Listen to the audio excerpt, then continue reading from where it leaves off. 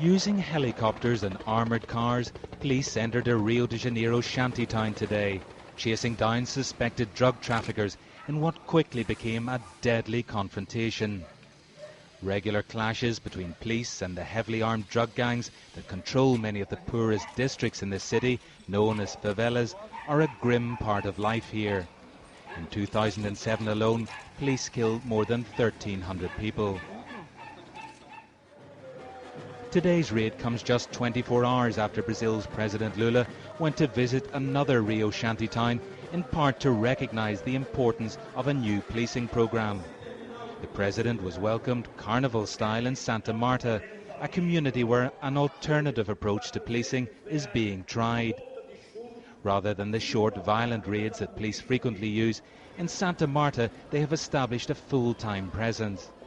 Speaking exclusively to the BBC, Brazil's president said he hoped that now the state could make up for a time when it had abandoned its poorest citizens.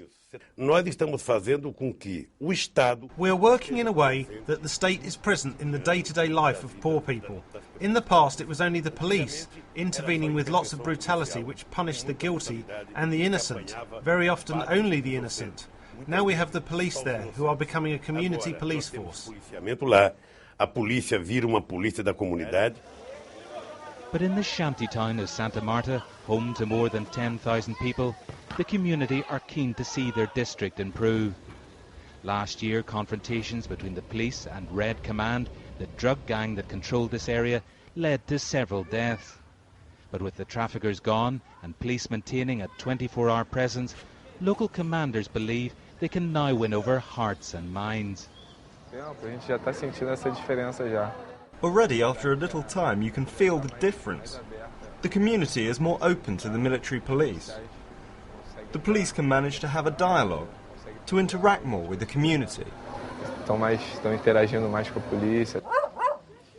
But as they move among the warren of streets that make up this shantytown, the police still appear an intimidating presence, even if some younger residents seem to have adapted to the new reality.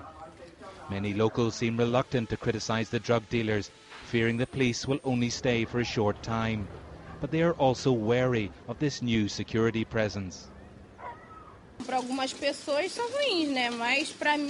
For some people it is bad, but for me it doesn't make much difference whether the police are here or not.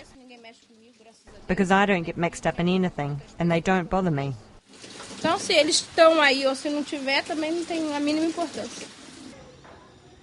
Alongside the police presence, millions of dollars are being spent to improve Santa Marta. Houses that were in danger of collapse have been replaced with brightly painted new ones, and there is also a new football pitch in a country where the game is a passion. But the majority of people here still live in terrible conditions, which means life is never easy no matter who is in control. But today's raids on other shantytowns in Rio are the image more often associated with police action. And despite some success with the new strategy, there are plenty in authority who say other methods of policing are still needed. Mas a gente não faz entradas nesses lugares para matar as pessoas. We don't go into these places to kill or cause harm to people. We go there once our intelligence confirms information about stores of ammunition, drugs and weapons. Informações de paiol de armas, drogas e munição.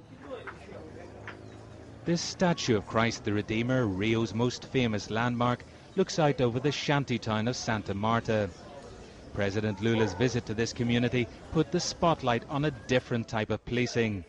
Many people in Rio shantytowns will hope that this will have an impact elsewhere in the city. The project to improve the lives and the safety of the people who live in Santa Marta has now received a visible expression of presidential support. But it's also clear that it will be hard to repeat what has been achieved here, in the hundreds of shantytowns that are spread across Brazil's most famous city. Gary Duffy, BBC News, Rio de Janeiro.